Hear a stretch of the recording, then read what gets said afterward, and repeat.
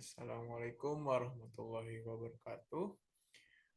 Perkenalkan, saya Sadam Wisbol Anwar dengan NIM akhir 069 dari jurusan HES semester 6. Di sini saya akan menjelaskan bagaimana atau apa saja kode etik dalam penegakan hukum di Indonesia, seperti kode etik dari para hakim, lalu jaksa, lalu advokat, lalu dan terakhir ada juga hakim MK. Ya, kurang lebih yang pertama adalah apa sih itu kode etik dari hakim? Tunggu sebentar. Oke. Eh, Etika profesi dan peran hakim dalam penegakan hukum di Indonesia. Nah, di sini materinya pertama ada konsep dasar kode etik dan PPH yang terdiri dari pengertian, dasar hukum, kode etik, dan PPH kaitan dengan yang lainnya. Lalu yang terakhir ada Bangalore Principle. Lalu materi yang kedua adalah perilaku hakim dalam kode etik dan PPH yang berisi dari prinsip dasar kode etik dan PPH. Lalu ada 10 perilaku hakim dalam kode etik dan PPH. Lalu ada kewajiban dan larangan bagi hakim. Yang pertama, pengertian kode etik dan PPH. Yang artinya merupakan suatu sistem, norma, nilai, serta aturan profesional secara tertulis dengan tegas menyatakan yang baik dan juga benar, serta apa yang tidak benar dan juga tidak baik bagi yang profesional. Atau juga suatu pola peraturan, tata cara, tanda, pedoman etis di dalam melakukan suatu kegiatan ataupun suatu pekerjaan.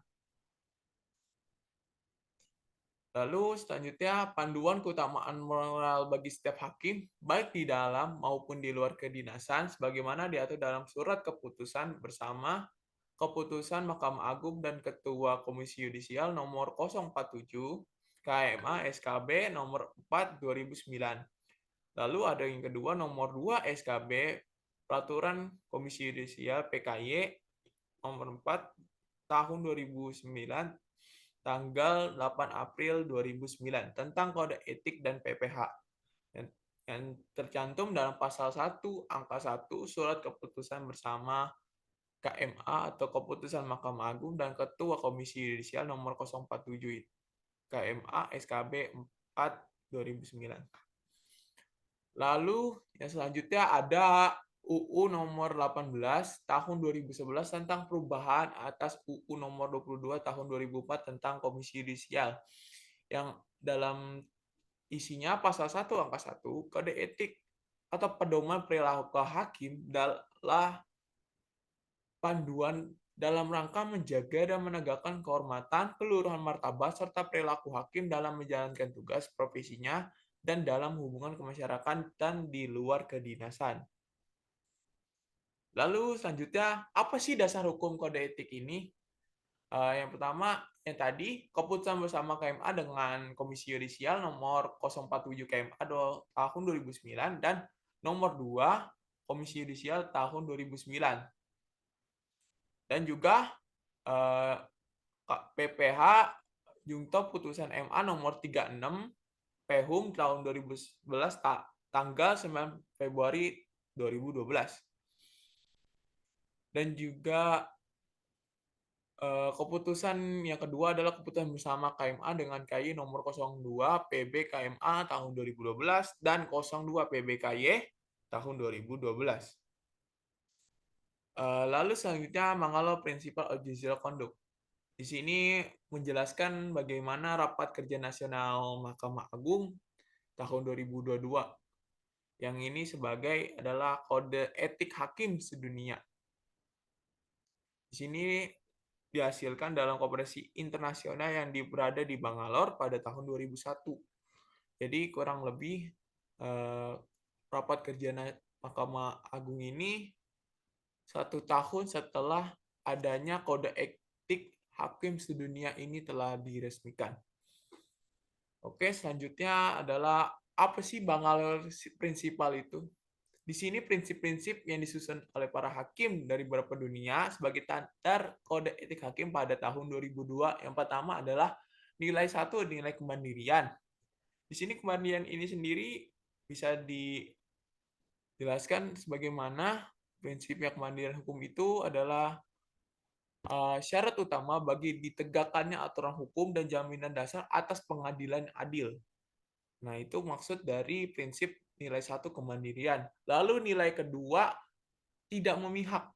Sini tidak memihak karena sangat penting bagi diputuskannya perkara pengadilan secara baik.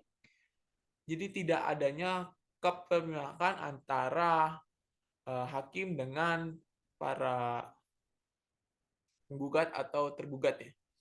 Lalu yang ketiga nilai integritas. Nah, nilai integritas ini ya penting sekali dalam pelaksanaan jabatan hakim. Antara lainnya ada pertama nilai keempat, lalu lanjutnya nilai kesopanan. Nilai kesopanan inilah sebagai tampilan bagaimana seorang hakim itu, kan? Hakim menunjukkan kesopanannya dalam persidangan. Nilai kelima ada persamaan. Persamaan ini artinya perlakuan kepada semua pihak itu sama. Jadi di mata hukum ini sama, jadi bisa dilakukan secara adil. Lalu nilai keenam, kecakapan dan ketekunan.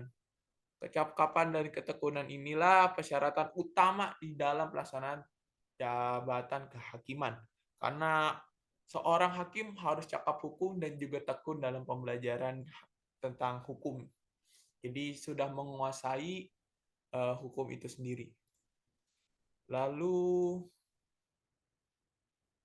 ini sudah dijelaskan apa sih latar belakang maklumat-maklumat itu. Yang pertama ada OTT KPK di PN Jakut, lalu ada OTT KPK juga pada PN Jakarta Selatan, lalu juga ada OTT Satgas Saber Pungli di Sumut, yang pada Pandangan Negeri Stabat, lalu ada pungutan biaya fotokopi pada Panitera Depok, lalu ada OTT Hakim dan Panitera di Pengadilan Negeri Bengkulu, lalu OTT KPK di Manado. Inilah sebagaimana sebagai standar kode etik dari hakim itu sendiri. Lalu langkah inovatif apa sih yang dilakukan oleh Mahkamah Agung ini? Yang pertama ada mystery shopper, lalu yang kedua ada tanggung jawab atasan, lalu ada 3 pemimpin role model atau pemimpin yang memiliki sifat teladan, lalu ada bantuan hukum no dan hukuman berat yes. Nah, ini maksudnya tidak ada keterpihakan antara hakim dengan para pihak. Jadi hukuman yang berat mungkin ditegakkan dan juga dicek ke integritasnya dari hakim itu. Lalu selanjutnya ada apa sih muatan dari KEPPH yang tadi? Yang pertama ada prinsip-prinsip berperilaku, lalu ada kewajiban dan larangan, lalu ada pengawasan, lalu ada pemeriksaan, dan ada juga sanksi hukuman.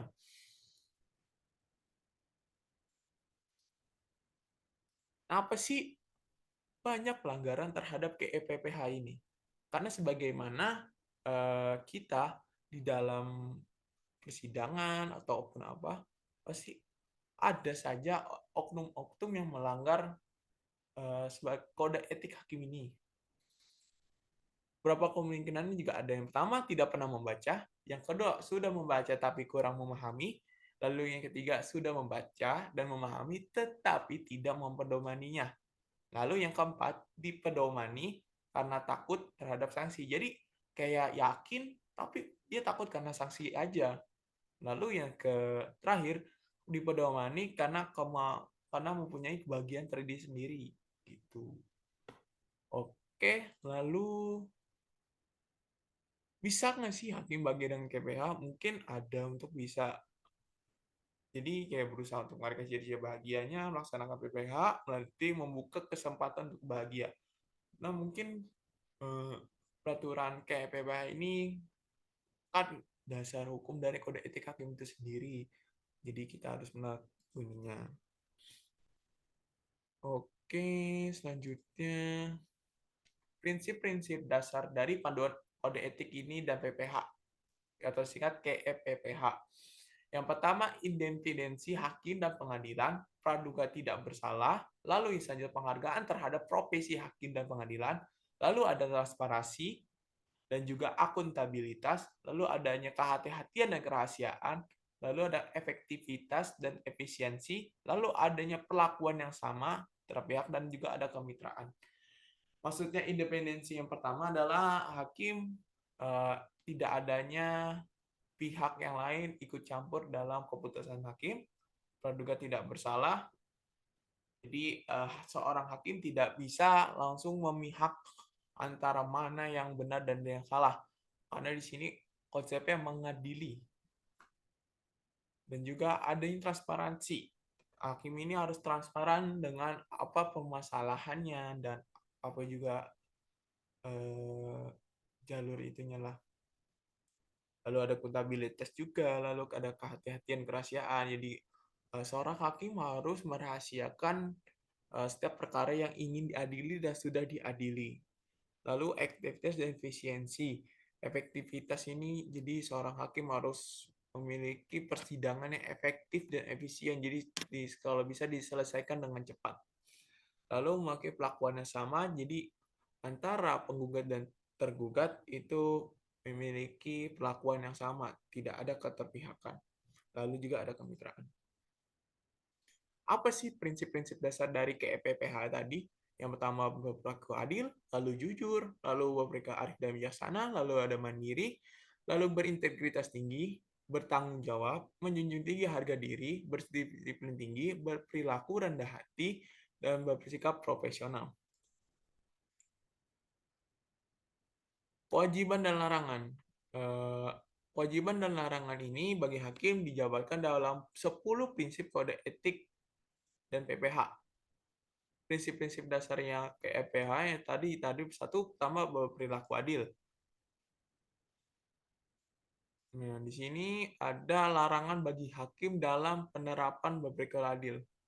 Contohnya, hakim dilarang memberikan kesan bahwa salah satu pihak yang tengah berperkara atau kuasanya termasuk penuntut dan saksi berada dalam posisi yang istimewa untuk hakim bersangkutan. Nah, di sini tidak adanya hubungan yang berperkara dengan hakim. Di mana kalau misalnya ada hubungan istimewa hakim dengan yang berperkara, itu bisa menyebabkan putusan yang menurut kita tidak adil. Karena situ pasti hakim mempertimbangkan adanya hubungan istimewa dengan orang yang berperkara. Di sini apa sih kewajiban dari dalam penegakan adil ini? Di sini salah satu contohnya hakim wajib melaksanakan tugas hukumnya, menghormati asas praduga tidak bersalah tanpa mengharapkan imbalan. Jadi seorang hakim wajib menghormati asas itu yang tadi, asas praduga tak bersalah, adanya tidak ada keterpihakan terhadap para pihak atau menduga misalnya penggugat yang bersalah atau tergugat yang bersalah. Jadi seperti itu. Dan juga tanpa mengharapkan imbalan seperti uang uang itu ya. Oke. Selanjutnya apa sih contohnya dalam perilaku adil ini? Kayak kenapa kamu mencuri, di mana kamu mencuri. Nah, itu kan lebih menekankan terhadap tergugat. Jadi tergugat merasa dipojokkan atau didominasi. Jadi ada keterpihakan para penggugat gitu. Lalu ada perilaku jujur. Di sini kan jujur dapat dan berani menyatakan bahwa yang benar. Bahwa yang benar itu ya benar, kalau yang salah ya salah. Lalu apa sih larangan bagi hakim yang dalam di sini hakim tidak boleh meminta atau menerima harus dan harus menjaga suami atau istri hakim, orang tua atau apapun itu yang memungkinkan uh, untuk diadili. Apapun itu, seorang hakim harus jujur. Gitu. Sini apa sih kewajiban hakim?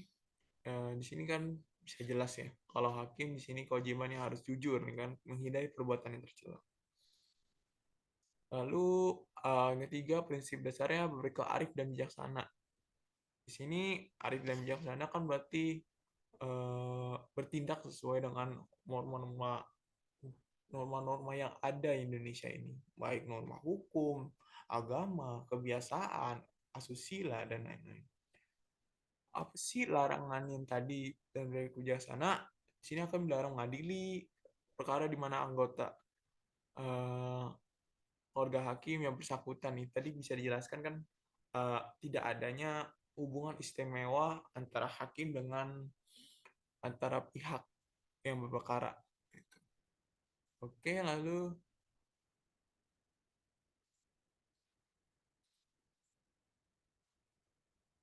di sini kaitan penerapan arif dan bijaksana apa sih dibolehkan? Sering kan tadi mungkin larangannya ya. Di sini lah mungkin kewajiban, tapi kan bukan kewajiban karena arif dan bijaksana tuh pasti harus dimiliki oleh hakim. Yaudah, yang pertama adalah membentuk atau ikut serta dalam organisasi para hakim atau turut serta dalam lembaga yang wakil kepentingan para hakim. Kewajiban hakim tadi ya mungkin kurang lebih yang dibolehkan ya. Ini hakim wajib menghindari tindakan tercela. Bisa kurang lebih tidak melakukan larangan. Oke, contohnya tadi nih, misalnya menjadi klub hobi yang beranggotakan kalangan profesi hukum. Jadi seorang hakim harus adanya independensi atau berdiri sendiri. Jadi tidak adanya hubungan dengan para pihak-pihak hukum lain seperti mendirikan komunitas para hukum yang ada seperti advokat, tidak ada sebagainya, tidak ada hubungan itu. Menunjukkan independensi atau berdiri sendiri. Lalu ada bersikap mandiri, kurang lebih sikap mandiri itu sama ya tadi dengan independensi bertindak sendiri tanpa bantuan pihak lain. Lalu di sini ada apa sih kewajiban hakim itu yang bersikap mandiri? Hakim harus menjalankan fungsi peradilan secara mandiri dan bebas dari pengaruh. Kurang lebih sama ya dengan independensi. Lalu contohnya apa sih?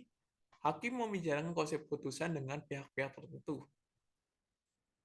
Lalu selanjutnya berintas tinggi, sikap dan yang utuh, berwibawa, jujur, dan tidak tergoyahkan. Lalu selanjutnya apa sih larangannya? Larangannya bisa dilihat sendiri ya. Contohnya tidak boleh mengadili suatu perkara adalah konflik kepentingan ketika tinggi. Nah, di sini kaitannya tinggi di pimpinan pengadilan diperbolehkan ada yang menjalin hubungan yang wajar dengan lembaga eksekutif dan legislatif dan dapat memberikan keterangan, pertimbangan, serta nasihat hukum. Jadi boleh, karena kan Indonesia mengandung tiga itu ya, tiga eksekutif, yudikatif, dan legislatif. Di sini seorang hakim berperan sebagai yudikatif, di mana dia bisa memberikan keterangan, pertimbangan, serta nasihat hukum. Oke, kewajibannya ya kurang lebih sama ya seperti yang lainnya. Contohnya harus berlaku tidak tercela. Contohnya apa sih yang tadi pelanggaran dari rekayasa tinggi? Contohnya mabuk-mabukan, terlibat narkoba, judi, dan lain-lain. Oke, selanjutnya prinsip dasar yang keenam bertanggung jawab. Di sini seorang hakim bersedia untuk menandakan sebaik-baiknya segala sesuatu yang menjadi wewenang dan tugasnya. Jadi seorang hakim harus bertanggung jawab dengan perkara yang akan diadili. Wajibannya apa sih? Hakim dilarang menyalahkan gunakan jabatan untuk kepentingan pribadi, keluarga, ataupun pihak lain.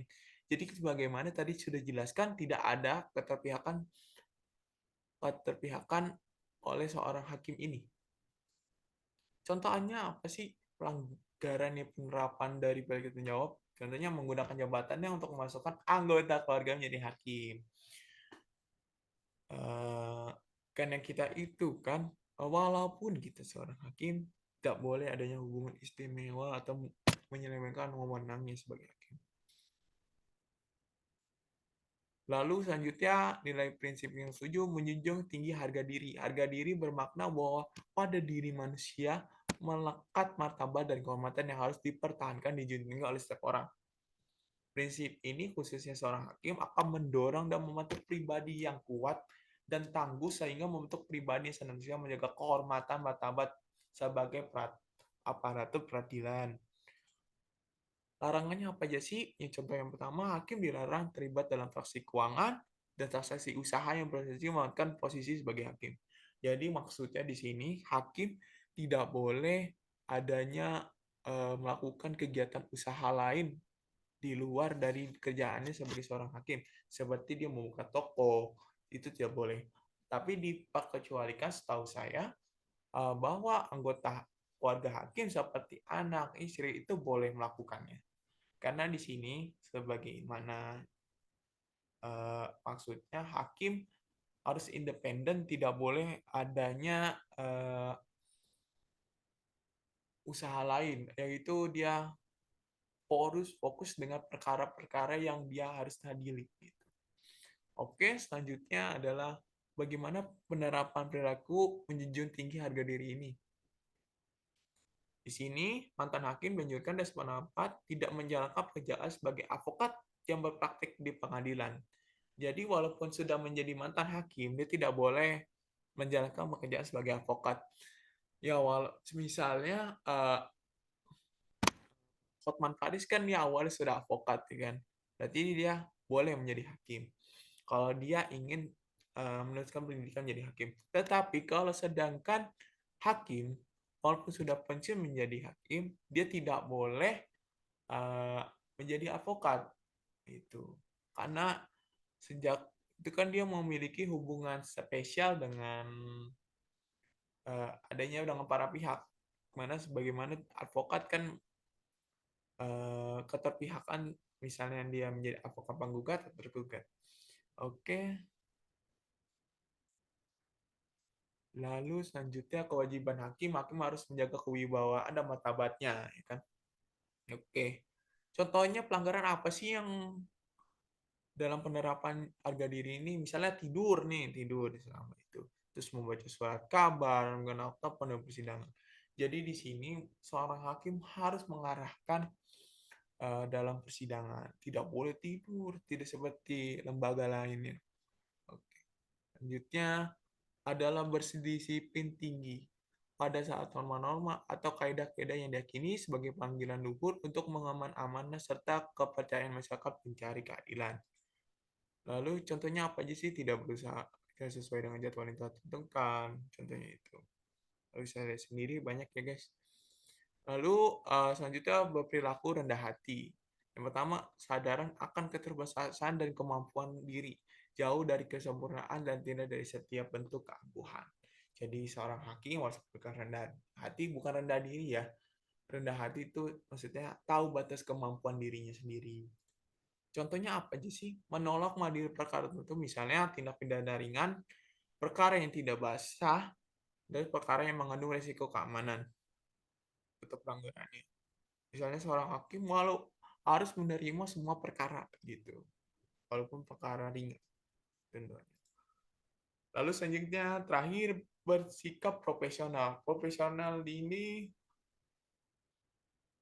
akan memiliki arti sikap moral yang dilandasi tekad untuk melaksanakan pekerjaan dipilih dengan sungguh-sungguhan. Sikap di sini maksudnya untuk mendorong terbentuknya pribadi yang menjaga dan mempertahankan suatu pekerjaan. Contohnya apa aja sih? Menolak mengikuti kegiatan dalam rangka pengembangan di bidang hukum, dan lain-lain. Nah, itu bisa dilihat ya. Lalu, apa sih bentuk pengawasan ketaatan hakim terhadap KPPH ini? Bisa, ya, bisa dijelaskan MA sebagai pengadilan tertinggi di dalam pengawasan terhadap hakim, ketua tingkat banding sebagai kawal depan Mahkamah Agung dalam pengawasan, lalu eh, badan pengawas Mahkamah Agung selaku pengawas juga fungsional. Lalu ada KY sebagai pengawas eksternalnya. Terus Komisi Kehormatan Profesi Hakim yang dibentuk oleh IKHI. Ini adalah bentuk-bentuk pengawasan terhadap hakim ya, yang sebagaimana adanya KPPH ini. Ada dari yang Badan Pengawas MA tadi, lalu ada KY, lalu ada Komisi Kehormatan Profesi Hakim. Ini sebagai agar terjalannya kode etik ini. Lalu prosesnya apa aja sih dugaan pelanggaran dan pemberian sanksi? Bisa dilihat di sini ada step dugaan pelanggaran harus dilaporkan siapapun, wajib teliti lebih lanjut untuk memeriksa ada apakah laporan terbukti atau tidak. Lalu ada tahapan-tahapannya, pemeriksaan, lalu ada pemeriksaan oleh tim pemeriksa Komisi Yudisial, lalu ada verifikasi terhadap laporan, lalu ada melakukan pemanggilan dan melakukan pemeriksaan dari hakim yang melakukan kesalahan tersebut. Lalu ada melakukan pemanggilan, meminta keterangan dari para saksi. Lalu juga menyimpulkan hasil pemeriksaan tersebut, jika terbukti maka Komisi Yudisial mengusulkan penjatuhan sanksi kepada Mahkamah Agung sebagaimana telah diatur P22B sampai 22D, pasal 22B sampai 22D ayat 1 UU nomor 18 tahun 2011. Lalu apa sih yang sanksinya? Sanksinya ada yang mungkin ada sanksi ringan, sedang, dan berat. Nah, mungkin dari sanksi bisa dilihat sendiri ya. Lalu selanjutnya sanksi terhadap hakim yang diusulkan untuk dijatuhi pemberian tetap dan pembelaan dirinya telah ditolak oleh Majelis Kehormatan Hakim, lalu dikenakan pemberhentian sementara itu termasuk sanksi berat. Lalu jika dugaan tidak bukti maka dilakukan rehabilitasi di nama baik terlapor. Jadi kalau misalnya tidak terbukti bahwa hakim itu tidak bersalah atau tidak melanggar kode etik, maka dia akan dilakukan rehabilitasi nama baik tersebut. Nama baik dari seorang hakim yang terlapor. Ya, di sini kurang lebih sama ya. Nah, di sini ada pemeriksaan bersama. Pemeriksaan bersama adalah serangkaian kegiatan yang dilakukan tim pemeriksa gabungan dari Mahkamah Agung dan Komisi Yudisial. Di sini mereka melakukan jika terjadi suatu permasalahan masih bisa dilakukan oleh pemeriksaan MA dan KY ini. Nah, ini tata caranya pemeriksaan apa aja sih? Misalnya dalam hal ini tim pemeriksa KY dinyatakan terbukti maka KY mengusulkan sanksi kepada MA. Jadi jika KY sebagai pengawas eksternal harus melaporkan dulu pada MA sebagai pengawas internal atau keseluruhannya. Nah, jika tiga sependapat mengenai usulan sanksi, maka MA dapat menyampaikan pendapatnya kepada Komisi Yudisial paling lambat 30 hari sejak usulan diterima. Apabila KY juga tidak sependapat dengan MA, maka KY dapat mengusulkan untuk melakukan pemeriksaan bersama paling tidak 30 hari kerja sejak pendapat MA diterima. Lalu apa sih selanjutnya? Jika tidak mengusulkan pemeriksaan bersama dalam jangka waktu itu, maka KY dianggap menyetujui pendapat MA. Jadi adanya keterpihakan antara MA dan KY ini terus. Bisa dilihat sendiri ya banyak. Lalu apa sih itu Majelis Kehormatan Hakim atau jika MKH ini? MKH sebagai forum pembelaan diri bagi hakim yang akan disusulkan tim pemeriksa KY data MA untuk diberikan tetap. Jadi sini adalah seorang hakim yang akan diadili pasti dikumpulkan dalam suatu forum pembelaan. Pasti seorang hakim masih memiliki pembelaannya. Apakah dia terbukti salah atau tidak. Di sini jelaskan majelis menentukan hari sidang dan sebagainya. Keputusan ini sanksi yang dijatuhkan berlaku sejak tanggal disampaikannya oleh pejabat yang berwenang pada yang bersangkutan. Apabila hakim menjatuhi sanksi tidak hadir pada waktu penyampaian keputusan, maka keputusan itu berlaku pada hari ke-30 terhitung mulai tanggal ditentukannya untuk penyampaian keputusan tindakan. Oke, kita sudahi dulu untuk kode etik pemeriksaan hakim. Itu kurang lebihnya. Mohon maaf, kita lanjut nanti ke kode etik lain.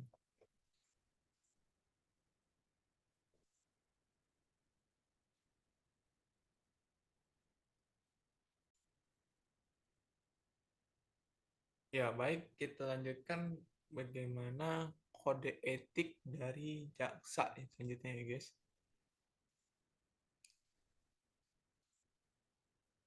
Kode etik jaksa.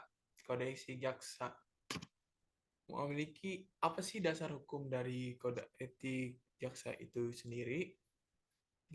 Dasar hukum kode etik jaksa itu sendiri berada dalam Peraturan Jaksa Agung Republik Indonesia nomor per 014 AJA 11 tahun 2012 tentang kode etik perilaku jaksa. Lalu selanjutnya, penjelasan umumnya, apa sih itu jaksa? Jaksa adalah pejabat fungsional yang diberi wewenang oleh undang-undang untuk bertindak sebagai penuntut umum dan pelaksana dari putusan pengadilan yang telah memperoleh kekuatan hukum tetap serta wewenang lain berdasarkan undang-undang. Lalu profesi jaksa adalah tugas dan wewenang yang bersifat keahlian teknis dalam organisasi kejaksaan di bidang pidana, perdata, dan usaha tata negara di bidang ketertiban dan ketentraman umum dan juga tugas-tugas lain berdasarkan undang-undang. Kode perilaku jaksa atau kode etiknya itu adalah serangkaian norma penjabaran dari kode etik jaksa sebagai pedoman keutamaan untuk mengatur perilaku jaksa baik dalam menjalankan tugas profesinya, menjaga kehormatan dan martabat profesinya, maupun dalam melakukan hubungan masyarakat di luar kedinasan. Oke. Sini pejabat yang berwenang menjatuhkan tindakan administratif adalah pejabat yang karena jabatannya berwenang untuk memeriksa.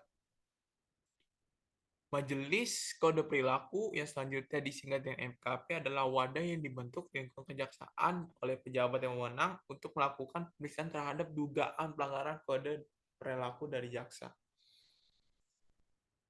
Apa sih kewajiban jaksa kepada negara? Yang pertama adalah setia dan taat pada Pancasila dan Undang-Undang Dasar Republik Indonesia tahun 1945. Yang kedua, bertindak berdasarkan peraturan perundang-undangan yang berlaku, mengindahkan norma-norma, baik norma agama, kesopanan, kesusilaan yang hidup dalam masyarakat, dan juga mentinggi hak asasi manusia atau HAM. Lalu yang ketiga, melaporkan dengan segera kepada pimpinannya apabila mengetahui hal yang dapat membahayakan atau merugikan negara. Karena kan jaksa ini sebagai penuntut ya dalam hukum. Apa sih kewajiban jaksa kepada institusi? Lalu yang pertama adalah menerapkan doktrin tikrama adiaksa dalam melaksanakan tugas dan wewenangnya. Bisa di Google sendiri, apa sih itu doktrin Trikama Adiaksa? Lalu yang kedua, menjunjung tinggi sumpah dan atau janji jabatan jaksa. Yang ketiga, menjalankan tugas sesuai dengan divisi dan misi Kejaksaan Republik Indonesia. Lalu yang keempat, melaksanakan tugas sesuai peraturan kedinasan dan jenjang kewenangan. Yang kelima, menampilkan sikap kepemimpinan melalui ketahudanan dan keadilan. Apa sih lanjutnya kewajiban satu profesi jaksa? Yang pertama, menjunjung tinggi kehormatan dan martabat profesinya. Lalu sepertinya kurang lebih sama, ada integritas, profesional, mandiri, jujur, dan adil. Lalu yang kedua, mengundurkan diri dari penanganan perkara apabila mempunyai kepentingan pribadi atau keluarga. Jadi kurang lebih sama seperti hakim, tidak boleh adanya hubungan istimewa dalam perkara. Lalu yang tiga, mengikuti pendidikan dan pelatihan sesuai dengan peraturan kedinasan. Lalu yang keempat, meningkatkan ilmu pengetahuan, keahlian, dan teknologi, serta mengikuti perkembangan hukum yang relevan dalam lingkup nasional dan internasional. Lalu kewajiban apa sih kewajibannya jaksa terhadap masyarakat? Yang pertama, memberikan pelayanan prima dengan menjunjung tinggi supremasi hukum dan asasi manusia. Yang kedua, menerapkan pola hidup sesuai dengan nilai-nilai yang berlaku dalam masyarakat. Seperti tadi, norma kebiasaan, adat, asusila, agama. Nah, di sini apa sih larangan dari yang dilarang dalam sebagai tugas dia sebagai seorang jaksa? Yang pertama, dilarang memberikan atau menyajikan sesuatu yang dapat memberikan keuntungan pribadi secara langsung maupun tidak langsung bagi dia di sendiri maupun ke orang lain dengan menggunakan nama atau dengan cara apapun. Seperti contohnya gratifikasi ya. Lalu yang kedua, meminta atau menerima hadiah. Nah, ini sama juga sih seperti gratifikasi ya. dia menerima atau memberikan dia dalam keuntungan untuk apapun siapapun yang memiliki kepentingan baik maupun secara langsung. Itu nomor dua yang lebih ke gratifikasi ya guys. Kalau nomor satu tuh lebih ke menyelewengkan wewenang seperti dia eh, membawa atas nama dia sebagai seorang jaksa. Misalnya apabila dia ingin meraup atau menjanjikan sesuatu, dia menggunakan atas nama dia sebagai seorang jaksa. Jadi kan mungkin, wah ini dia orang sejarah jaksa nih. Ya kan? Pasti hukum bakal ditangani terus sama dia. Lalu yang ketiga, menangani perkara yang mempunyai kepentingan pribadi atau keluarga atau finansial. Nah, sini tidak ada keterlibatan atau independensi ya. Seorang hakim dilarang. Lalu yang keempat, melakukan pemufakatan secara melawan hukum dengan para pihak yang terkait dalam penanganan perkara. Nah, di sini maksudnya jaksa melakukan tindakan melawan hukum atau adanya keterpihakan terhadap para pihak. Maksudnya seorang seorang jaksa eh, walaupun dia membela atau memberikan keterangan untuk membantu penggugat, dia tidak boleh terlalu mendominasi untuk seorang jaksa terhadap tergugat. Misalnya penggugatnya yang bersalah, tetapi dia memiliki keterpihakan lebih besar terhadap penggugat atau tidak menemukan bukti-bukti yang asli atau dia menggiring opini untuk agar tergugat lebih bersalah. Kurang lebih seperti itu. Lalu selanjutnya memberikan perintah yang bertentangan dengan norma hukum yang berlaku. Misalnya orang dia melawan hukum intinya sih ya guys.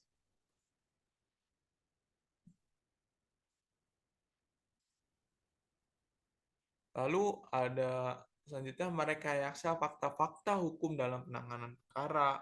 Maksudnya eh, ya tadi dia mau membohongi fakta-fakta yang ada atau bukti-bukti yang ada itu digiring sebagai opini yang buruk terhadap tergugat misalnya tadi. Lalu menggunakan wewenangannya untuk melakukan penekanan secara fisik atau psikis. Nah, berarti seperti tadi maksud saya. Dan sini dia melakukan mendominasi dalam persidangan tersebut. Dia menggiring opini baik secara fisik maupun mental agar lawan pihak lawan itu benar-benar merasa kalah, guys. Lalu selanjutnya menggunakan barang bukti atau alat bukti yang patut diduga telah direkayasa. Nah, sama guys ya kan. Buktinya direkayasa. Jadi seperti eh, misalnya rekayasa dari perbuatan dari yang dilakukan oleh penggugat terhadap tergugat. Nah, ketidakpihakan ini sebenarnya sudah diatur dalam pasal 9. Yang di sini kan tidak adanya diskriminatif terhadap SARA ya kan. Merangkap menjadi pengusaha kan sapi sama kan. Seperti hakim tidak boleh buka usaha. Lalu ada yang memberikan dukungan pada calon presiden dan wakil presiden. Itu guys, tidak adanya keterpihakan presiden, wakil presiden, DPR, dan lain-lain dalam kegiatan pemilihan atau pemilu. Tidak boleh adanya keterpihakan. Lalu selanjutnya, jaksa dalam melakukan tugas polisi itu memiliki berhak apa aja sih? Yang pertama, melaksanakan fungsi tanpa ada intimidasi. Lalu yang kedua, mendapatkan perlindungan hukum, itu di 208. Lalu yang ketiga, mendapatkan perlindungan secara fisik, baik keluarganya maupun pihak dia pribadi. Lalu selanjutnya mendapatkan pendidikan dan pelatihan baik teknis maupun non teknis. Lalu yang kelima, jaksa berhak mendapatkan sarana yang layak dalam menjalankan tugasnya. Nah, kurang lebih ada lagi mendapatkan kenaikan pangkat, lalu memiliki kebebasan berpendapat, lalu mendapatkan proses pemeriksaan yang cepat, adil dan adil, Lalu ada evaluasi juga dalam jaksa sebagai indisiplinernya. Lalu tindakan administratif pasal 12. Di sini jelaskan nih. Bisa dilihat sendiri pasal 12 apa saja. Selanjutnya ini maksudnya tindakan administratif. Apa aja sih itu? Yang pertama, pembebasan dari tugas-tugas jaksa. Lalu yang kedua, apabila selama menjalani tindakan administratif, diterbitkan surat keterangan kepegawaian atau clearance kepegawaian, maka dilakukan tindakan administratif tersebut. Lalu yang ketiga, setelah selesai menjalani tindakan administratif jaksa, yang bersangkutan dapat dialih tugaskan kembali ke tempat semula dan kesatuan kerja lain yang setingkat. Lalu, apa sih tata cara pemeriksaan dan penyertaan tindakan administratif pada seorang jaksa? Di mana bagian ke-1 Majelis Kode Perilaku Jaksa pasal 15 ayat 1 menjelaskan dugaan pelanggaran diperoleh dari laporan pengaduan masyarakat, temuan pengawasan melekat atau waskat, pengawas dan juga pengawasan fungsional atau wasna.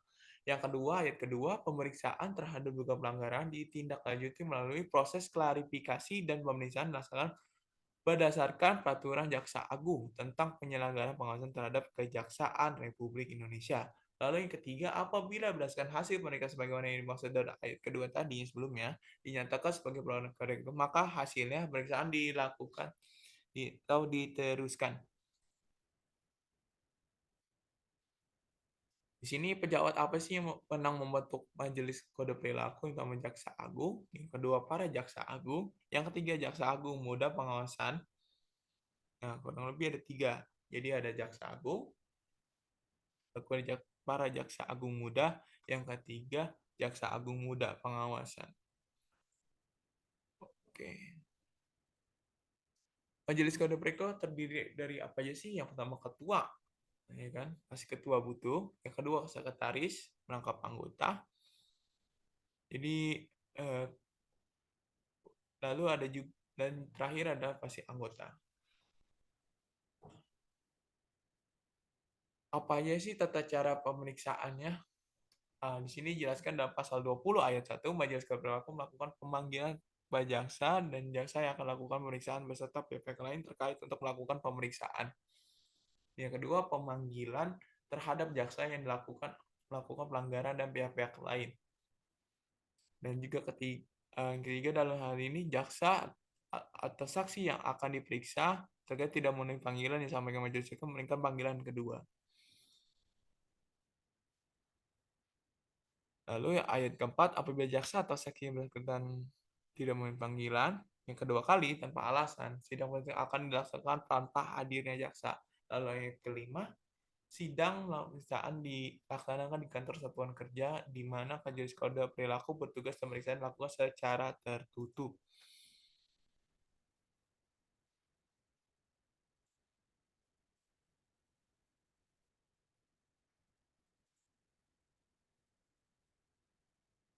Lalu selanjutnya penjatuhan tindakan administratif di sini jelaskan pada pasal 23 ya. Dari ayat 1 sampai ayat 4. Di sini jelaskan bahwa berarti berdasarkan musyawarah. Kalau misalnya tidak berdasarkan musyawarah, maka putusan diambilkan berdasarkan suara terbanyak atau voting. Yang ketiga, putusan perilaku memuat pertimbangan tanpa pernyataan bukti atau tidak terbukti. Lalu yang keempat, putusan dibacakan secara terbuka dengan atau tanpa kehadiran jaksa.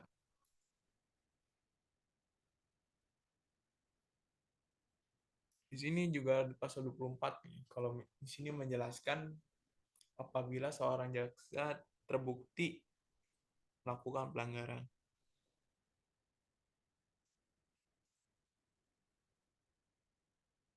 Nah, di sini jelaskan pasal 26 ayat 1-nya putusan Majelis Kode Perilaku bersifat mengikat yang dibuat dalam bentuk surat keputusan pejabat yang berwenang menjatuhkan tindakan administratif. Yang kedua, ayat kedua, putusan Majelis Kode Perilaku berlaku sejak tanggal ditetapkannya dan dilaporkan secara berjenjang sesuai dengan peraturan kedinasan yang berlaku. Lalu putusan Majelis Kode Perilaku harus sudah diterima oleh jaksa yang bersangkutan selamat-lambatnya 7 hari kerja Ya kan? Jaksa Agung muda dapat melakukan peninjauan kembali terhadap Majelis Kode Perilaku di daerah jika terdapat dugaan fakta yang terbukti tidak sebanding dengan tindakan administratif yang dijatuhkan. Lalu dijelaskan kembali dalam pasal 27 ayat 1, jaksa yang melakukan beberapa pelanggaran secara berturut-turut sebelum dilakukan pemeriksaan hanya dapat dijatuhi satu jenis tindakan administratif. Jadi walaupun sudah ada kasus lain, hanya bisa diajukan satu jenis saja tinggal administratifnya.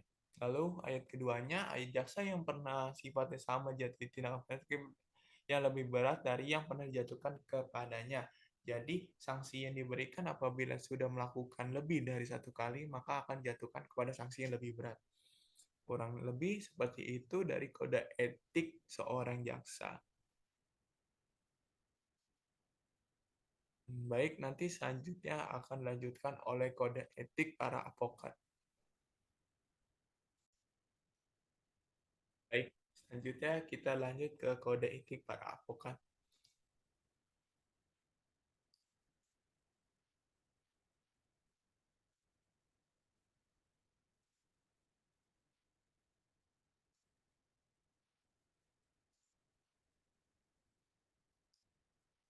Nah, apa sih kode etik advokat Indonesia? Nah, di sini disahkan pada tanggal 23 Mei tahun 2002. Kode etik advokat Indonesia bahwa semestinya organisasi profesi memiliki kode etik yang membebankan kewajiban dan sekaligus memberikan perlindungan hukum pada setiap anggotanya dalam menjalankan profesinya.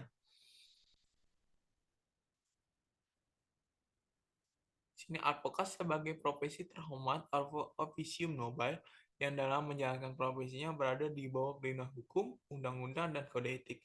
Memiliki kebebasan yang didasarkan pada kehormatan dan kepribadian advokat yang berpegang teguh kepada mandirian, jujuran, kerahasiaan, dan keterbukaan. Bahwa profesi advokat ada selaku penegak hukum yang sejajar dengan instansi penegak hukum lainnya.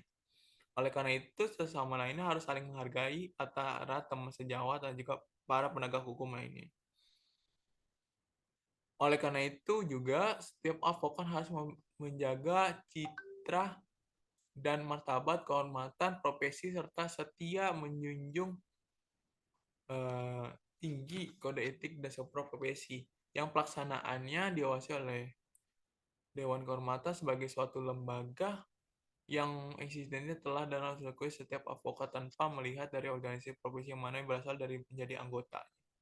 Dengan demikian, kode etik advokat Indonesia adalah sebagai hukum tertinggi dan menjalankan profesi yang menjamin dan melindungi namun memenuhi kewajiban kepada setiap advokat untuk jujur dan bertanggung jawab dalam menjalankan profesinya, baik kepada klien, pengadilan, negara, atau masyarakat, dan terutama pada dirinya sendiri. Di sini jelaskan bab 1 ketentuan umum yang pasal 1. Di sini jelaskan kurang lebih yang dimaksud advokat adalah orang yang praktek memberikan jasa hukum baik di dalam maupun di luar pengadilan. Lalu di sini klien adalah orang atau badan hukum atau lembaga yang menerima jasa atau bantuan dari advokat. Lalu yang ketiga, teman sejawat adalah orang atau mereka yang menjalankan praktek hukum sebagai advokat sesuai dengan ketentuan perundang-undangan. Lalu teman sejawat saing adalah advokat yang bukan berkewarganegaraan Indonesia yang menjalankan praktek hukum di Indonesia. Misalnya advokat dari luar negeri atau advokat negara asing.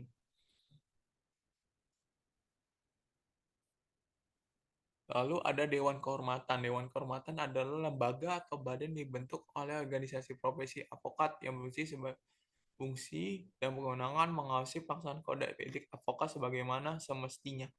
Lalu ada honorarium, adalah pembayaran pada advokat sebagai imbalan jasa advokat berdasarkan kesepakatan atau perjanjian dengan kliennya. Maksudnya sini adalah kesepakatan keberhasilan setelah advokat memberikan jasanya kepada klien. Lalu ada bab kedua, kepribadian advokat. Dalam pasal 2, advokat Indonesia adalah warga negara Indonesia yang bertakwa pada Tuhan Maha Esa, bersikap satria, jujur, dan bertanggung keadilan dan kebenaran, dan hasil moral yang tinggi, luhur, dan mulia. dan juga dalam melaksanakan tugasnya menyelidiki hukum, Undang-Undang Dasar Republik Indonesia, dan juga kode etik advokat, serta juga sumpah jabatannya. Di sini juga dijelaskan dalam pasal 3, advokat dapat menolak atau untuk memberi nasihat dan bantuan hukum pada setiap orang yang memerlukan jasa bantuan hukumnya dengan pertimbangan oleh karena tidak sesuai dengan keahliannya atau bertentangan dengan hati nuraninya. Tapi tidak dapat menolak dengan alasan karena dalam tanda kutip sara, lalu ada juga keyakinan politik dan kedudukan sosial. Lalu misalnya nih seorang advokat menerima sanggupannya dalam misalnya advokat yang bisa pidana lalu dia tidak bisa dalam perdata, maka sebaiknya dia memberikan eh, jasa tersebut kepada teman sejawatnya yang bisa mengadili dalam perkara perdata. Lalu, advokat dalam melaksanakan tugasnya tidak bertujuan semata-mata untuk memberi imbalan materi, tetapi lebih menggunakan tegaknya hukum, kebenaran, dan keadilan. Jadi honorarium itu sebagai bonus dari jasa uh, advokat itu. Advokat dalam menjalankan profesinya adalah bebas dan mandiri serta terlibat oleh siapapun. Pohon lebih independensi, tapi ada juga keterlibatan pada klien karena kan klien sebagai pemberi honorarium kepada advokat. Lalu advokat wajib memelihara solidaritas di antara teman sejawatnya. Oke, selanjutnya advokat wajib memberikan bantuan dan penanganan hukum pada teman sejawatnya. Ya, seperti tadi ya kan eh, seorang advokat wajib memberikan bantuan terhadap teman sejawatnya atau yang sesama advokatnya apabila diduga atau dalam pidana. Jadi seorang advokat boleh sebagai penasihat hukum dari pihak advokat dan terkena pidana misalnya. Lalu advokat tidak dibenarkan melakukan perjalanan yang dapat merugikan kebebasan derajat dan martabat advokat. Sebenarnya advokat boleh saja, tetapi tidak merugikan dan juga tidak mengganggu pekerjaannya sebagai advokat. Misalnya, advokat boleh merangkap sebagai dosen. Banyak kok yang di dosen-dosen hukum di Universitas Indonesia yang merangkap menjadi dosen. Mereka itu rata-rata pasti juga advokat. Lalu selanjutnya advokat harus senantiasa menjunjung tinggi profesi advokat sebagai profesi terhormat atau usia Nobel. Lalu advokat dalam menjalankan profesinya harus bersikap sopan terhadap semua pihak, namun wajib mempertahankan hak dan martabat advokat. Lalu seorang advokat yang kemudian diangkat menduduki suatu jabatan negara tidak dibenarkan untuk berpraktek sebagai advokat. Jadi apabila sudah menjadi atau menduduki di salah satu eksekutif, legislatif, dan yudikatif di sebagai suatu jabatan negara, maka dia tidak boleh berpraktek sebagai advokat. Karena di dalam tiga itu harus adanya intervensi dan tidak boleh ada yang merangkap profesi lain.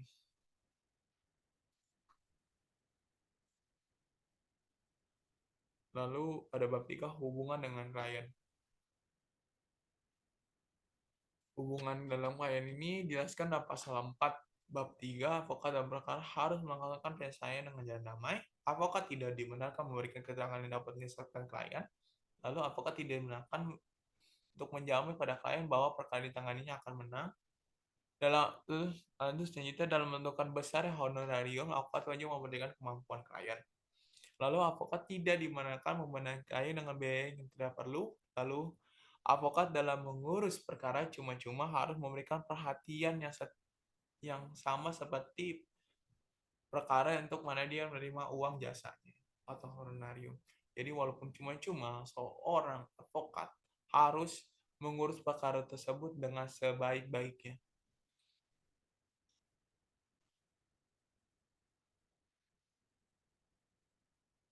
Ini kurang lebih sama seperti itu. Seperti bab 2 tadi, advokat harus menolak mengurus perkara yang tidak kesanggupannya, kalau wajib memegang rahasia jabatannya, advokat tidak dibenarkan melakukan tugas yang dibebankan kepadanya, lalu advokat mengurus kepentingan bersama dari dua pihak, atau lebih harus mengundurkan diri sepenuhnya. Jadi, misalnya advokat tidak boleh adanya mengurus pihak penggugat dan tergugat. Jadi, seperti menyusun skenario dalam sidang. Pasti ada saja oknum yang melakukan hal tersebut. Lalu bab 4 hubungan dengan teman sejawat dalam pasal 5. Yang pertama, hubungan antar sejawat apas dan desi sikap saling menghormati dan saling menghargai dan saling mempercayai. Lalu, advokat jika membicarakan teman sejawat atau jika berhadapan dengan satu sama lain, dalam sidang pengadilan, hendaknya tidak menggunakan kata-kata yang tidak sopan baik secara lisan maupun tertulis. Lalu, keberatan terhadap tindakan sejawat yang bertentangan dengan kode etik harus diajukan kepada Dewan Kehormatan untuk periksa dan tidak dibenarkan. Lalu yang keempat, advokat tidak diperkenankan menarik atau merebut seorang klien dari teman sejawat. Lalu selanjutnya, apabila klien hendak mengganti advokat, maka advokat yang baru hanya dapat menerima perkara itu setelah menerima bukti pencabutan kewajiban ke klien untuk memenuhi kewajiban apabila masih ada terhadap advokat semula. Misalnya, apabila klien mengganti seorang advokat, maka klien tersebut harus memenuhi kewajibannya yang ada pada advokat yang sebelumnya. Misalnya, sudah ada ketentuan penerima uang jasa atau honorarium, walaupun perkara belum selesai, tetapi eh, klien mengganti advokatnya. Lalu apabila suatu perkara kemudian diserahkan oleh klien terhadap advokat yang baru, maka advokat semula wajib memberikan padanya semua surat dan keterangan penting untuk mengurus ukara tersebut untuk memberikan hak retensi advokat terhadap klien tersebut. Jadi advokat semula yang digantikan oleh advokat yang baru harus memberikan semua keterangan dan semua surat-surat yang dimiliki oleh klien kepada advokat yang baru direkrut oleh klien. Lalu bab 6 sini cara bertindak menangani perkara dalam pasal 7, surat-surat pertama surat-surat dikirim advokat pada teman sejawatnya dan surat dapat ditunjukkan sebagai hakim. Ada hakim. Lalu yang kedua, isi pembicaraan atau korespondensi dalam rangka upaya berdaya antar advokat tetapi tidak berhasil dibenarkan atau digunakan sebagai bukti di muka pengadilan. Yang kedua, dalam perkara perdata yang sedang berjalan, advokat hanya dapat menghubungi hakim apabila bersama-sama dengan advokat pihak lawan. Jadi tidak boleh adanya keterpihakan hakim terhadap salah satu advokat. Jadi kedua advokat harus saling berdatangan pada hakim. Lalu yang selanjutnya adalah dalam perkara pidana yang sedang berjalan, advokat hanya dapat menghubungi hakim apabila bersama-sama dengan jaksa penuntut umum. Jadi apabila ingin menghubungi hakim, harus ada persetujuan lagi dari jaksa penuntut umum. Jadi seperti sebelum persidangan apakah betul keraguan yang dimiliki oleh seorang advokat terhadap jaksa penuntut umum ini boleh dibicarakan, tetapi harus bersama jaksa penuntut umum bersama hakim. Oke, selanjutnya konten-konten lain tentang kode etik dalam pasal 8. Profesi advokat adalah profesi yang mulia, terhormat, atau yang benar hasil profesional Nobel. Lalu ada pemasangan iklan sebagai untuk menarik perhatian orang adalah dilarang dalam termasuk pemasangan papan nama dengan ukuran dan atau bentuk yang berlebihan. Kantor advokat atau cabangnya tidak menyenangkan diadakan suatu tertentu dapat memberikan kedudukan martabat advokat. Lalu advokat tidak dibenarkan mengizinkan orang yang bukan advokat mencantumkan namanya sebagai advokat. Jadi seperti nitip nama di dalam advokat, padahal dia bukan seorang advokat. Jadi seperti uh, padahal dia belum selesai menjalankan pendidikannya sebagai seorang advokat, tetapi dia mencantumkan namanya terdalam perkara yang ditangani oleh advokat yang lainnya. Misalnya dalam kondisi kantor advokat terdiri dari ada 5 advokat dan salah satu avokat tersebut tidak menangani, lalu dimasukkan oleh salah satu dari 4 orang ini, misalnya dimasukkan anaknya di sini sebagai pengganti. Gitu. Tapi pada anaknya belum selesai melakukan pendidikan advokatnya, jadi sebagai tumpang tindih lah. Lalu di sini pelaksanaan kode etik dalam pasal 9, setiap avokat wajib tunduk dan mematuhi kode etik advokat. Pengawasan ini dilakukan oleh Dewan Kehormatan. Lalu dalam bab 9 pasal 10, Dewan Kehormatan berwenang memeriksa dan mengadili perkara kode etik yang dilakukan oleh advokat. Lalu kedua, pemeriksaan ini jadi 2 tingkat. Yang pertama cabang daerah, lalu yang kedua pusat. Lalu nomor 3, Dewan Kehormatan Cabang Daerah memeriksa pengaduan pada tingkat pertama dan Dewan Kehormatan Pusat pada tingkat terakhir. Oke, lalu yang keempat, segala biaya yang dikeluarkan pada Dewan Pimpinan Cabang di mana terpadu sebagai anggota pada tingkat Dewan Kehormatan Cabang Daerah. Lalu yang kedua, Dewan Pimpinan Pusat pada tingkat Dewan Kehormatan Pusat, organisasi di mana terpadu sebagai anggota. Lalu ketiga, pengadu teradu. Lalu pengaduan. Pengaduan dapat diajukan oleh pihak yang berkepentingan dan merasa dirugikan, yaitu yang pertama klien, lalu yang kedua teman sejawat advokat, yang ketiga pejabat pemerintah, yang keempat anggota masyarakat, yang kelima dewan pimpinan pusat, cabang atau daerah dari organisasi profesi di mana teradu menjadi anggota. Teradu ini maksudnya yang tergugat, guys. Kalau dalam bahasa itunya berperkara. Kalau lalu yang kedua, selain untuk kepentingan organisasi, Dewan Pimpinan Pusat atau Dewan Pimpinan Cabang Daerah dapat juga bertindak sebagai pengadu dalam hal yang menyangkut kepentingan hukum dan kepentingan umum yang ditemukan untuk itu. Ketiga, pengaduan yang dapat dilakukan hanyalah mengenai pelanggaran terhadap kode etik advokat. Lalu pengaduan terhadap advokat sebagai teradu yang dianggap melanggar kode etik harus disampaikan secara tulis disertai dengan alasan-alasan kepada Dewan Kehormatan Daerah pusat di mana teradu menjadi anggota. Yang kedua, bila mana suatu tempat tidak harus disampaikan di sini ya secara pengaduannya. Maaf ya guys, saya sudah mulai uh, berkuras energinya. Bisa dibaca sendiri guys. Lalu di sini penulisan ketika pertama oleh Dewan Kehormatan. Bisa baca sendiri ya guys.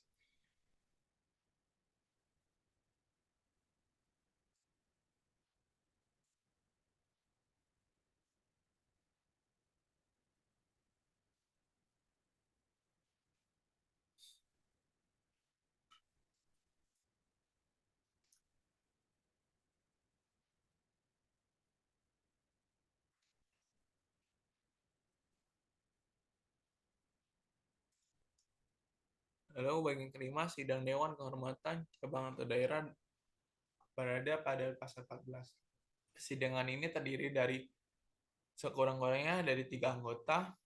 Salah satu merangkap sebagai ketua majelis, tetapi harus berjumlah kecil. Lalu kejuaraan terdiri dari Dewan Kehormatan ditambah anggota Majelis Kehormatan ad hoc, itu orang yang menjalankan posisi di bidang hukum serta mempunyai pengetahuan tentang kode etik advokat. Majelis dipilih oleh rapat Dewan Kehormatan. Lalu setiap dilakukan persidangan, Majelis Dewan Kehormatan diwajibkan membuat atau menyuruh membuat berita acara persidangan yang disahkan dan ditangani oleh ketua majelis yang bersidang pada hari itu. Lalu sidang dilakukan secara tertutup, sedangkan keputusan diucapkan dalam sidang terbuka.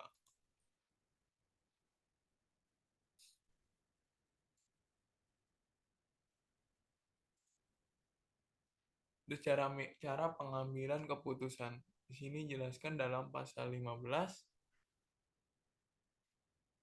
Setelah pemeriksaan yang penting pengaduan, pembelaan, serta bukti yang lain, serta saksi, Dewan Kehormatan mengambil keputusan yang dapat berupa satu, menyatakan pengaduan dan pengadu tidak dapat terima. Lalu yang kedua, menerima pengaduan dari pengadu dan mengadili serta menjalankan sanksi-sanksi kepada teradu.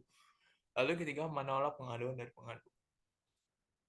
Lalu ayat keduanya, keputusan harus memuat pertimbangan-pertimbangan yang didasarnya dan menunjuk pada pasal-pasal kode etik yang dilanggar.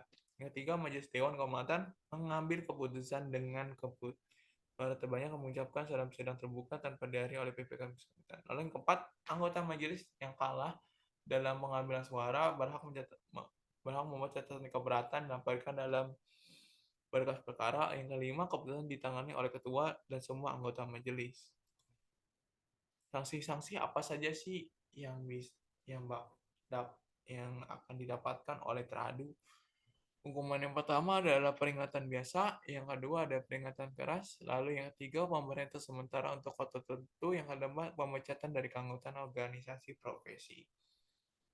Itu yang paling terakhir berarti seorang avokat tidak bisa menjadi advokat karena pelanggarannya sudah berlebihan. Yang kedua, hukuman yang diberikan dalam keputusan dapat berupa satu, peringatan biasa bila mana sifat pelanggarannya tidak berat. Yang kedua, peringatan keras bila mana sifat pelanggarannya berat atau karena mengulangi kembali pelanggaran kode etik. Yang ketiga, pemerintah secara sementara untuk sementara untuk kota tertentu bila mana sifat pelanggarannya berat tidak memindahkan atau tidak menghormati ketentuan kode etik. Lalu yang keempat, pemecatan dari anggota organisasi tersebut bila mana dilakukan pelanggaran etik dengan maksud tujuan merusak citra seorang martabat kehormatan profesi advokat. Lalu ayat 3 memberikan sanksi pemberhentian sementara untuk tertentu harus diikuti larangan menjalankan profesi advokat di luar maupun di muka pengadilan. 4, terhadap mereka yang dijatuhi sanksi dan sementara untuk kota tertentu atau pembicaraan organisasi disampaikan pada Mahkamah Agung terkali dan dicatat dalam Lalu ada bagian ke-8, penyampaian salinan keputusan pasal 17. Di sini ada waktu 14 hari setelah keputusan diucapkan. Salinan keputusan kembali harus disampaikan kepada yang pertama anggota, kedua pengadu, ketiga dewan pimpinan cabang, keempat pimpinan pusat, yang kelima dewan kehormatan pusat, yang keenam misalnya yang dianggap perlu apabila keputusan menjadi bukan yang pasti. Ini pesan. Lalu bagian ke-10, keputusan dewan kehormatan dan pasal 18. Apabila pengadu tidak puas dengan keputusan Dewan Kehormatan Cabang, ia berhak mengajukan permohonan banding atas keputusan yang pada Dewan Kehormatan. Kedua, pengajuan permohonan banding beserta memori banding yang sifatnya wajib harus disampaikan melalui Dewan Keamanan Cabang dalam waktu 21 hari sejak tanggal bersangkutan menerima salinan keputusan. Yang ketiga, Dewan Kehormatan Cabang telah menerima memori banding, bersangkutan melakukan banding selama 14 hari sejak penerimaannya, lalu mengirimkan salinannya melalui surat kirim khusus. Lalu yang keempat, si pihak terbanding dapat menunjukkan kontra memori banding selambatnya dalam waktu 21 hari sejak penerimaan memori banding. Kelima, jika jangka waktu yang ditentukan terbanding tidak menyampaikan kontra memori banding, dia dianggap oleh masyarakat haknya untuk itu selambat-lambatnya dalam waktu 14 hari sejak berkas perkara dilengkapi dengan bahan yang diperlukan.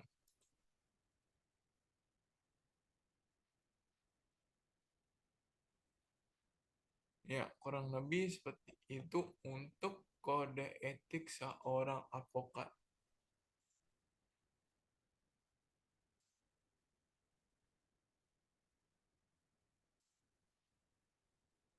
Itu untuk kode etik seorang advokat. Lalu selanjutnya kode etik hakim MK. Baik, selanjutnya adalah kode etik hakim Mahkamah Konstitusi.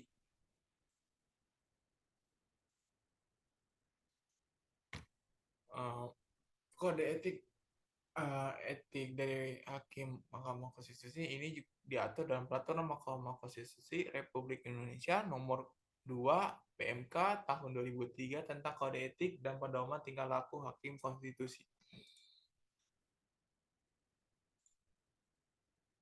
Apa sih maksud dari kode etik konstitusi itu? Di sini jelaskan di bab 1 pengertian pasal 1 ayat 1. Kode etik hakim konstitusi adalah norma moral yang harus dipedomani oleh setiap hakim konstitusi. Lalu ayat keduanya, pedoman tingkah laku kalau tingkah laku dan penjabaran dari kode etik hakim konstitusi menjadi pedoman bagi hakim konstitusi baik dalam menjalankan tugasnya maupun dalam pergaulannya masyarakat. Yang ketiga, hakim konstitusi ialah seorang yang memangku jabatan hakim pada Mahkamah Konstitusi dan tugas memeriksa, mengadili, dan memutus perkara yang menjadi kewenangan dalam kewajiban Mahkamah Konstitusi sebagaimana diamatkan oleh UUD tahun 1945. Lalu selanjutnya yang keempat, teman sejawat ialah sesama hakim konstitusi. Yang kelima, majelis kehormatan Mahkamah Konstitusi adalah perangkat yang dibentuk oleh Mahkamah Konstitusi yang beranggotakan hakim konstitusi atau konstitusi dan unsur lain untuk memantau, memeriksa, dan merekomendasikan tindakan terhadap konstitusi yang diduga melanggar kode etik hakim konstitusi. Pedoman tingkah laku hakim konstitusi atau melanggar norma hukum sebagaimana diatur dalam peraturan perundang-undangan. Lalu bab 2-nya kode etik hakim Mahkamah Konstitusi. Pasal 2, hakim konstitusi menjunjung tinggi dan mematuhi sumpah jabatan telah ucapkan serta melaksanakan tugas secara adil, jujur, dan adil. Lalu memiliki penuh perhatian dan rasa tanggung jawab baik diri sendiri, kepada masyarakat, bangsa, negara, serta Tuhan Yang Maha Esa. Lalu kedua, menjauhkan diri dari perbuatan tercela dan menjaga wibawa selaku negarawan pengawal konstitusi. Lalu bebas dari pengaruh manapun atau independen, lalu arif dan bijaksana, serta tidak memihak atau imparsial. Lalu selanjutnya memperdalam dan memperluas penguasaan ilmu pengetahuan, khususnya yang berkaitan dengan tugas sebagai hakim konstitusi.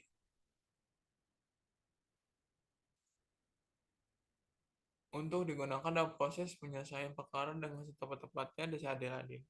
Lalu selanjutnya memelihara hubungan kerjasama, memupuk kesetiakawanan, menjaga martabat dan nama baik, serta saling menghargai dan mengingatkan antar sesama teman sejawat. Lalu bab 3, pedoman tingkah laku. Dalam pasal 3 ayat 1, dalam penyelesaian perkara hakim bersikap dan bertindak dengan ketentuan yang digariskan dalam hukum acara. Yang kedua, memperlakukan semua pihak yang berperkara secara berimbang, tidak diskriminatif, dan tidak memihak atau imparsial, lalu menjatuhkan putusan secara objektif berdasarkan pada fakta dan hukuman yang dapat. Lalu dipertanggungjawabkan guna menjamin rasa keadilan, pemantauan dan kepastian hukum yang optimal. Lalu yang keempat, menjaga jarak untuk tidak berhubungan langsung ataupun tidak langsung.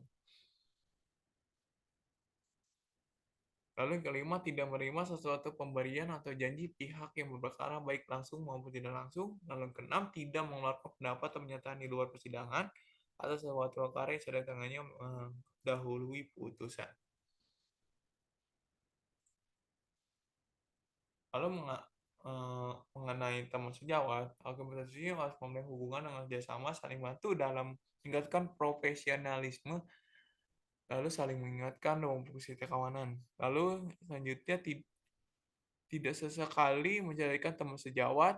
Yang ketiga, tidak memberikan komentar terbuka atas pendapat sejawat yang berbeda atau keberbedaan opini, dissenting opinion, kecuali dilakukan dalam rangka pengajian ilmiah.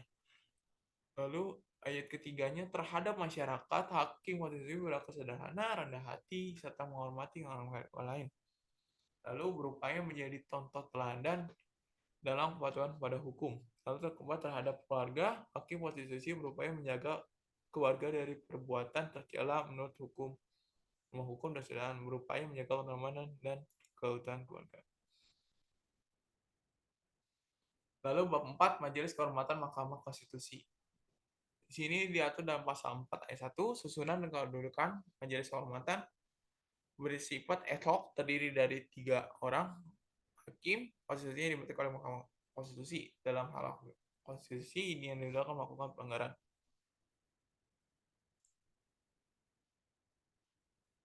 Diancam dengan sanksi pemberhentian. Majelis kehormatan terdiri atas 2 orang hakim konstitusi ditambah dengan seorang mantan hakim agung Mahkamah Agung, seorang praktisi hukum senior, dan seorang guru besar ilmu hukum. Hakim konstitusi sebagaimana dimaksud dalam butir A dan B tersebut di atas dipilih oleh hakim konstitusi dalam rapat pleno Mahkamah Konstitusi. Anggota tambahan Majelis Kehormatan sebagaimana dalam butir B dicalonkan oleh hakim konstitusi dan dipilih oleh rapat pleno Mahkamah Konstitusi tentang memberikan kesempatan pada masyarakat untuk mengajukan usul dan saran mengenai para anggota tambahan Majelis Kehormatan Mahkamah Konstitusi. Poin kelima, Ketua Majelis Kehormatan Mahkamah Konstitusi dipilih oleh anggota Majelis Kehormatan Mahkamah Konstitusi dan unsur hukum Mahkamah Konstitusi. Ya. Lalu selanjutnya tugasnya apa sih Majelis Kehormatan ini? Yang pertama, untuk petugas melanggar kode etik dan pedoman tingkah laku konstitusi. Lalu kedua, mencari dan mengumpulkan informasi dari pihak-pihak yang berkaitan atau juga yang berhubungan dengan dugaan pelanggaran yang dilakukan oleh hakim konstitusi. Lalu yang ketiga, memeriksa dan memutuskan tindakan yang dilakukan oleh pimpinan Mahkamah Konstitusi. Lalu yang ketiga adalah pemeriksaan itu sendiri. Pemeriksaan itu sendiri, pemeriksaan kehormatan dilakukan secara tertutup. Lalu ada juga pembelaan. Pembelaan setelah dilakukan pemeriksaan hakim konstitusi yang dilakukan melakukan pelanggaran diberikan kesempatan untuk membela diri. Lalu selanjutnya adalah keputusan.